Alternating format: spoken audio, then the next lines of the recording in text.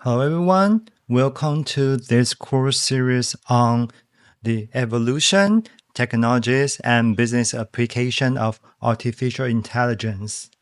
This series is designed to provide a systematic understanding of AI, including its conceptual foundations, technological development, and real-world applications. In each lesson, we will explore one important dimension of AI and connect it to contemporary business and managerial practice. My name is Dr. Shan Xu from the Department of Marketing and Distribution Management, College of Management, National Kaohsiung University of Science and Technology. It's my pleasure to learn with you in this course. Let us begin with today's topic.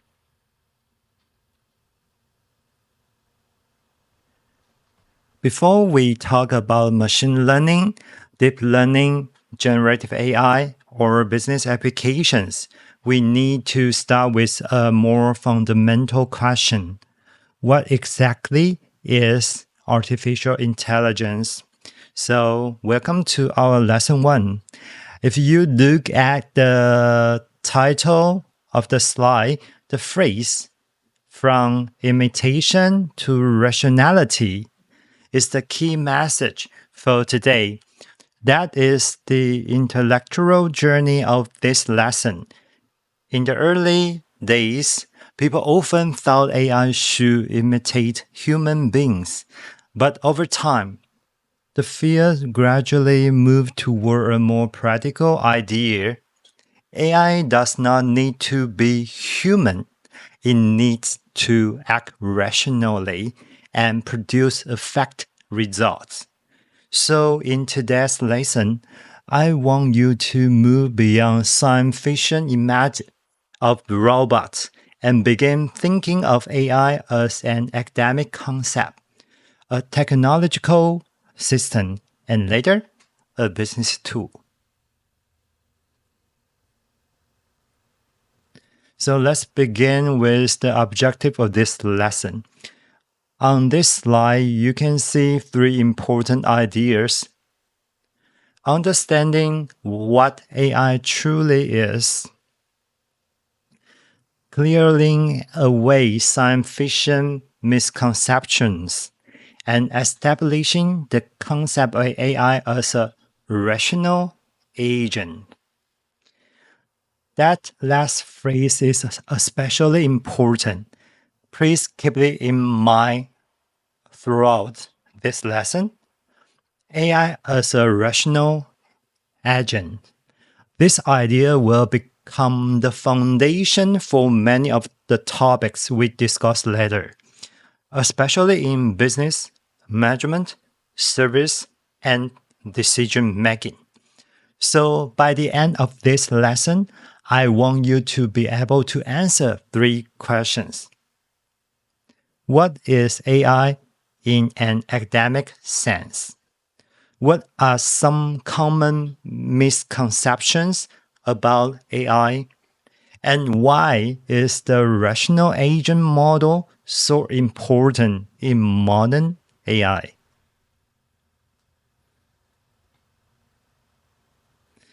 So this slide gives us the roadmap for today. Please take a quick look at the 4 parts listed here. We will begin with the birth of AI and the Turing test. Then we will move to different schools of AI definitions. After that, we will briefly trace the rise and fall of AI development. And finally, we will end with a summary and discussion. And I want you to notice something important here. This lesson is not only about history, it is about how definitions shape applications. In other words, how we define AI affects how we build it, how we evaluate it, and how we use it in real-world context. Now, let's begin with one of the most famous questions in the history of artificial intelligence. Can machine think? If you look at the image on the slide, you can see a robot standing next to a growing question mark. That visual is simple but very effective. It reminds us that AI did not begin with a business model or a software product. It began with a question, a deep intellectual question about the nature of intelligence itself. And that is why this question matters. Once machines start performing tasks that we usually associate with intelligence, such as reasoning, learning, speaking, or making decisions, we naturally begin asking whether those machines are, in some meaningful sense, intelligent.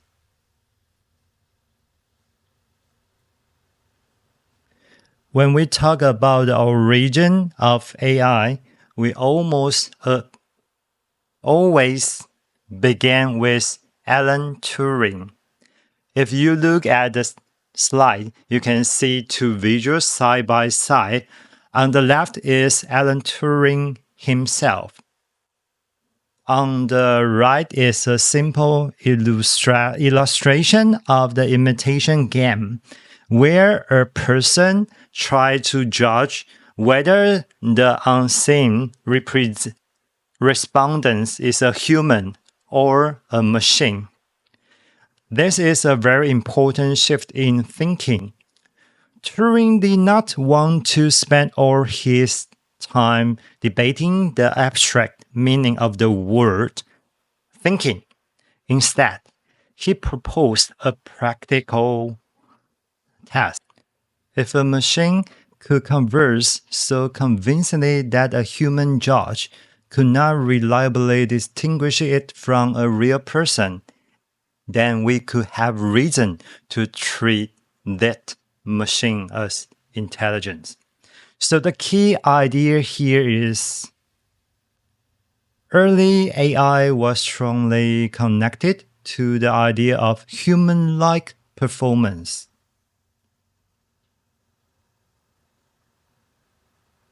Now let's look more closely at this slide. The image shows two small robots, and one of them is reading a book. Visually, it suggests something very human. Learning, reflection, even cultural. That match the quote on the slide very well.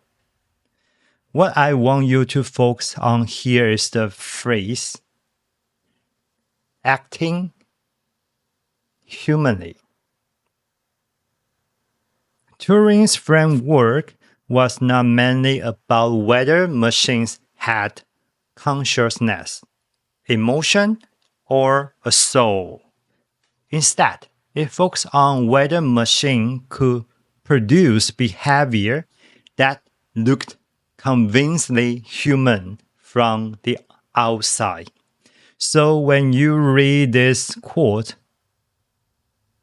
think of it not just as a prediction, but as an early benchmark for AI. Turing was saying that if machines could behave like us in communication, then society would gradually accept the idea that machines can, in some sense, think.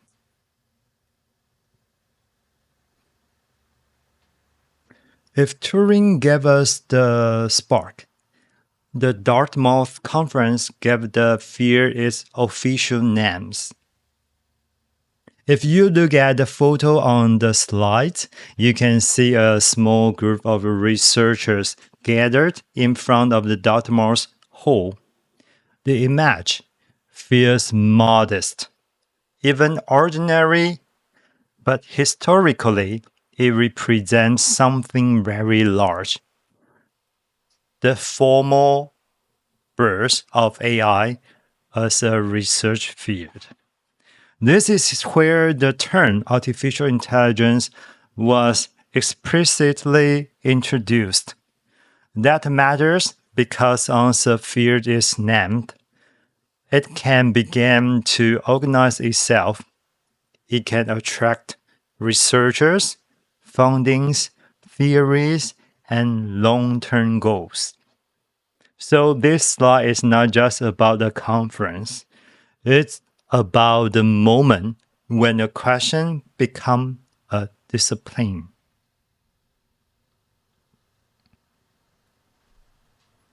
Now, please look at the image in the center of the slide. You see a road stretching toward to the horizon, almost like a path into the future. That is a very fitting visual for the Dartmouth vision. Because the statement on this slide is not simply descriptive, it is aspirational. The central idea is that every aspect of intelligence could, in principle, be described precisely enough for a machine to simulate it. This is one of the deepest assumptions in AI. It tells us that intelligence is something that can be analyzed, broken down, modeled, and eventually engineered. So this slide represents an intellectual commitment, the belief that intelligence is not magic. It is something we can study systematically.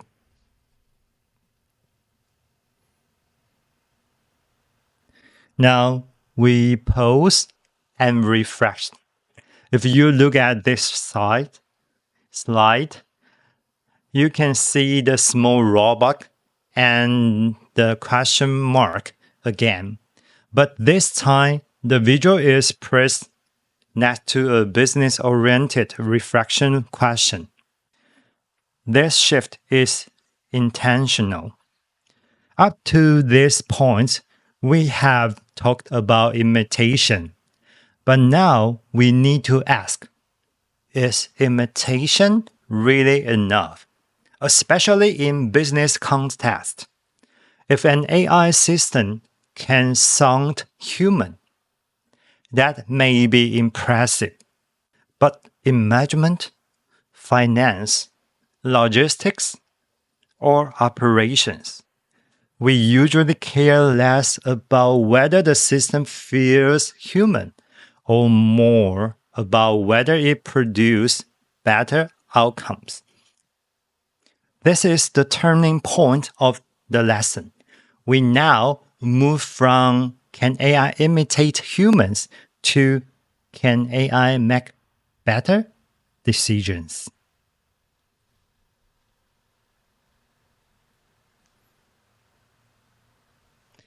So this slide opens the next major section of the lesson.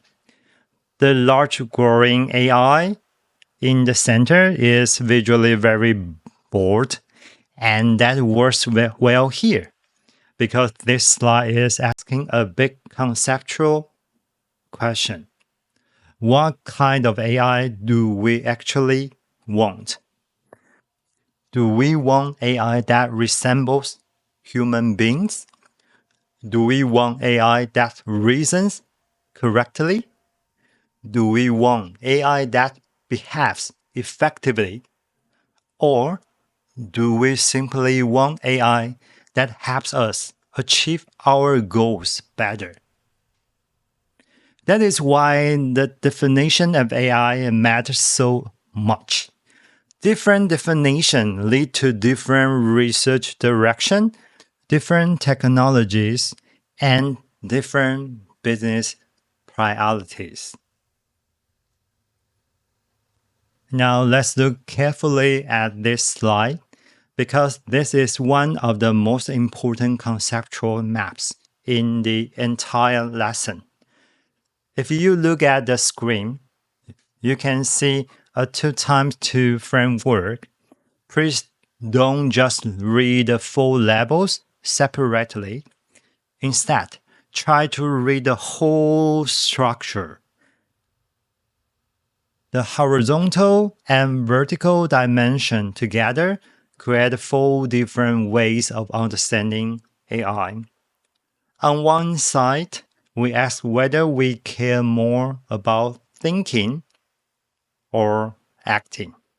Thinking and acting. On the other side, we ask whether our benchmark is human or rational.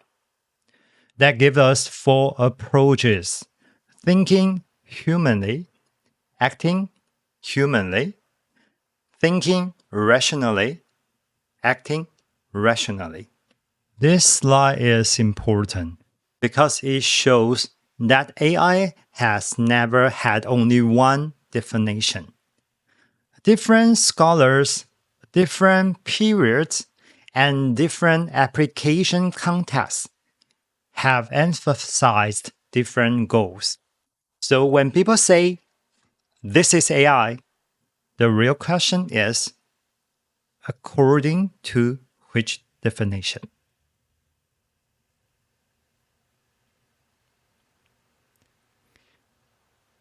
So now please focus on the human side of the AI framework, which is highlighted again on this slide. At the top, you can see thinking humanly represented by the image of the brain. That visual is very appropriate because this approach is concerned with how humans actually thinking. It is closely connected to psychology, cognitive science, and attempts to model human mental process. At the bottom, you can see acting humanly, represented by the chatbot-like conversational interface. This is a nice visual reminder of the Turing test transition. Here, the main question is not whether the machine thinks the way a human does internally. The main question is whether its outward behavior looks human enough to pass as human. So both of these approaches are human-centered, but they focus on different things. One focuses on human-like internal process, and the other focuses on human-like external behavior. Now let's move on to the rational side of the AI framework. If you look at the visuals, the upper image shows a computer screen filled with structured information and analytical displays. That represent thinking rationally, the idea that intelligence can be built through logic, formal rules, and valid inference. The lower image shows a self-driving car interface. This is a very strong visual for acting rationally because it reminds us that in many real-world settings, what matters most is not whether the machine reasons in a human-like way, but whether it chooses effective actions in the environment. And that is the crucial distinction. Rational approaches are less concerned with imitation, more concerned with correctness, efficiency, goal achievement, and optimal action.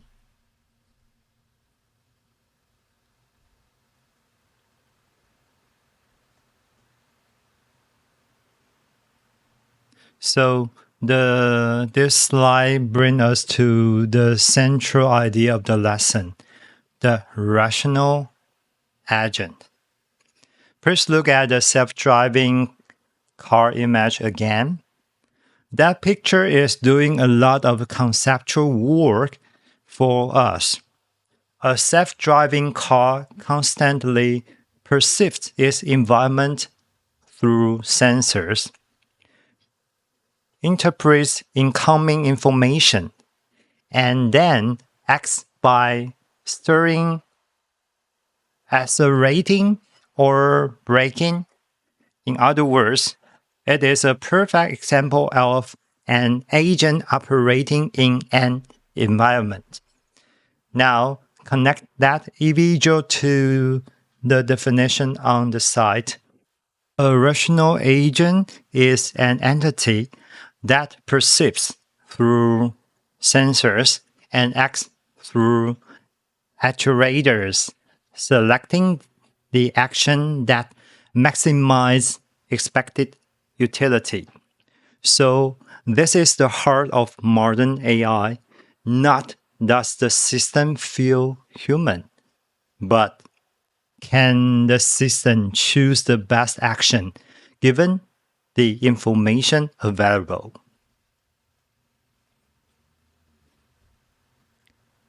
Now let's look at why this rational agent model eventually become dominant. This slide is more text-based, so as I speak, I would suggest guiding you audience line by line. Start with the first point. Better than imitating humans. Humans are brilliant, but we are also biased, emotional, inconsistent, and tired. So copying humans exactly is not always the best path. Then move on to the second point, broader than pure logic. Real-world situations are messy. A system often has to act under uncertainty, not just reason through perfect formal logic.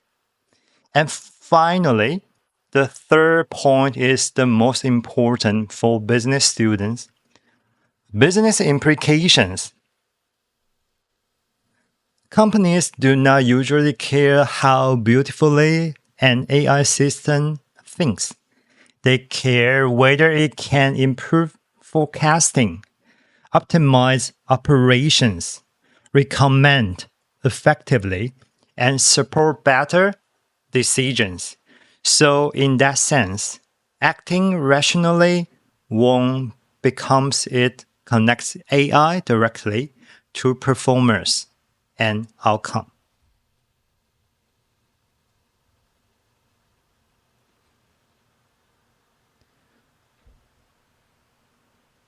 So this slide gives us a very practical summary.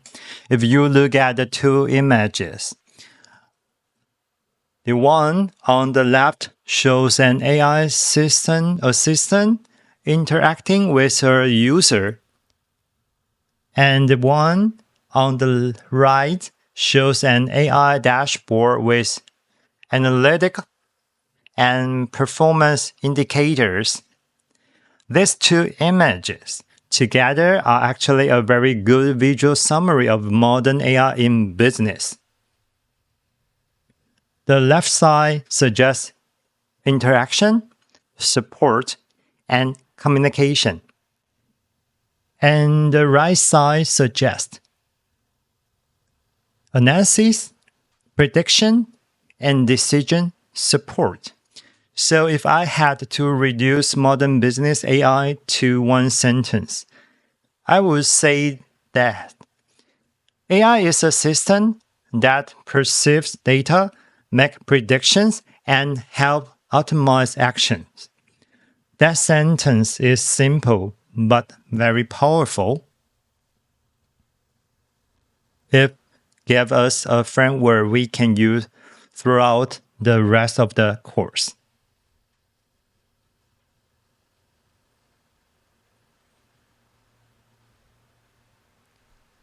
So now let's shift from definition to historical development. On this slide, you can see a timeline that rises and falls like a roller coaster. That visual is exactly the point. AI did not develop in a smooth, linear way. It went through periods of high expectation and periods of disappointment. Please notice the key markers on the timeline. The expert system boomed in the 1980s, and the deep learning boomed after 2012. Between those peaks, we also had what people often call AI winter. So this slide teaches us an important historical lesson. AI is not a sudden miracle. It is a field that has repeatedly cycled through ambition, over-promising, disappointment, and renewal.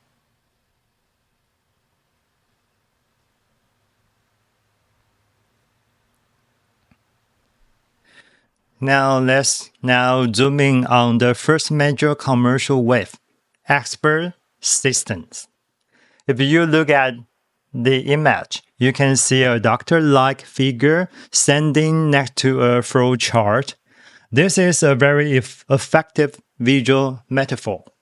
It suggests that expert systems try to take human expert knowledge and translate it into decision rules.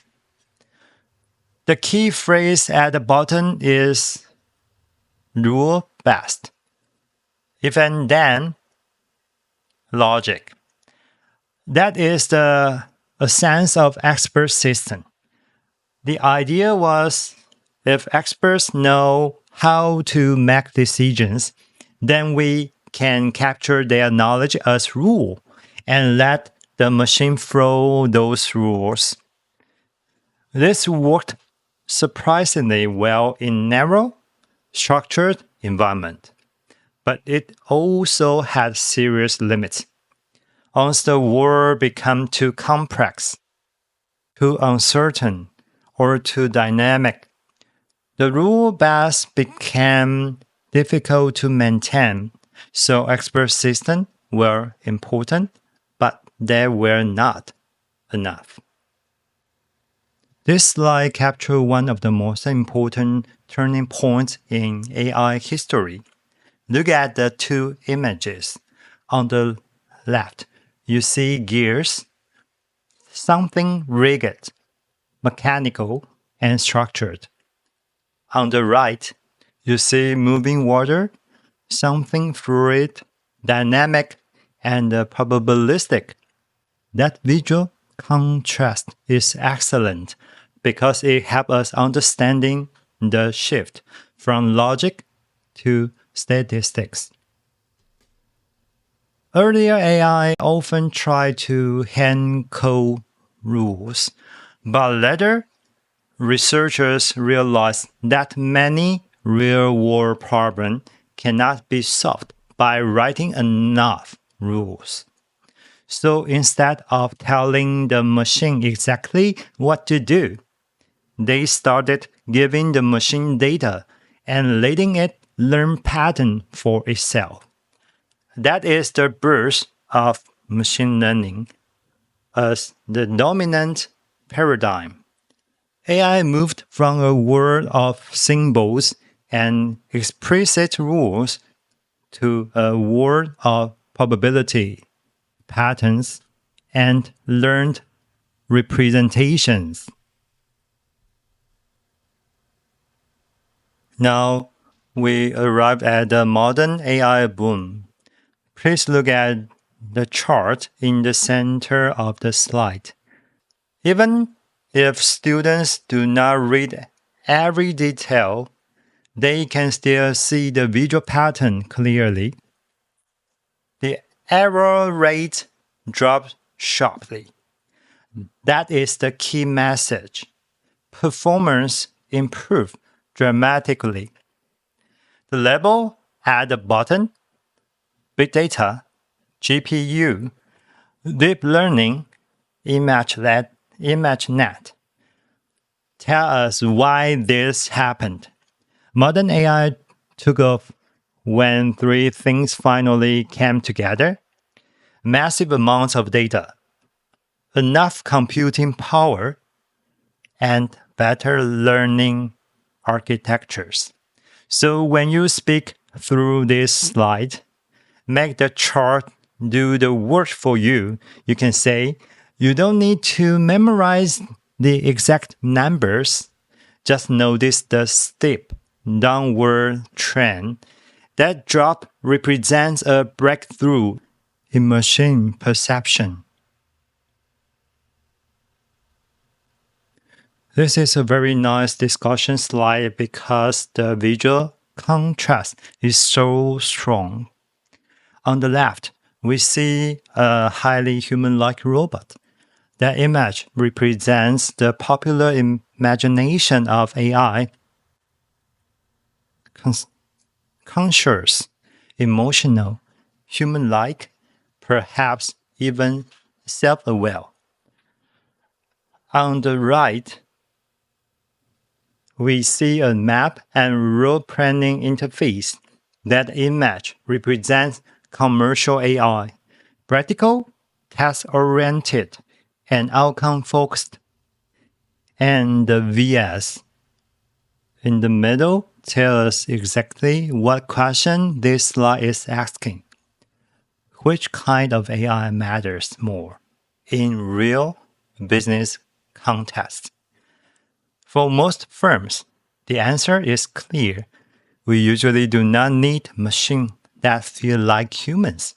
We need systems that predict well, recommend well, plan well, and optimize well. So the next slide gives us a business-friendly way to redefine AI. If you look at the image, you can see a computer screen displaying a kind of predictive dashboard. The visual suggests calculation, estimation, and forward-looking analysis. That is exactly the right image for this idea. The key phrase here is AI is equal to cheap prediction. That does not mean prediction is trivial. It means AI reduces the cost of generating useful estimates about uncertain future events. So, in businesses, prediction can mean many things. Will this customer churn? Will this payment be fraudulent? Will demand rise next month? Which product is this user most likely to click? This is why the idea of the prediction machine is so powerful. It translates AI into the language of economics and management. Now we come to the conclusion of this lesson. This slide is text-heavy, so I recommend guiding the audience clearly through the 3 points. First, AI can be understood as a rational agent that aims to maximize the quality of action and outcome.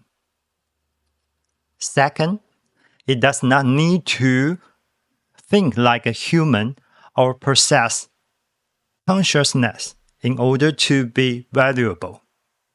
Third, its core value lies in reducing uncertainty through data and algorithms. So this is the final intellectual shift of lesson 1. We began with the question, can machines think? But we end with a more business relevant question. Can machine help us make better decisions? This is the perspective I want you to carry into the next lesson.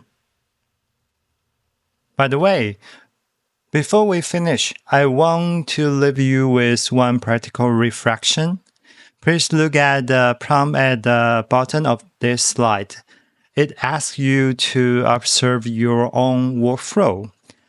This is a very useful exercise because it helps you move from abstract theory to real application.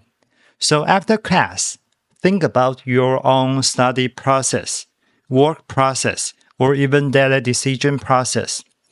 Where do you make predictions? Where do you estimate, classify, rank, or choose under uncertainty? Those points in your workflow are exactly where AI is most likely to create value. So that is your after-class task. Start noticing prediction. Once you can see prediction clearly, you can bring to see where AI belongs. See you in the next class.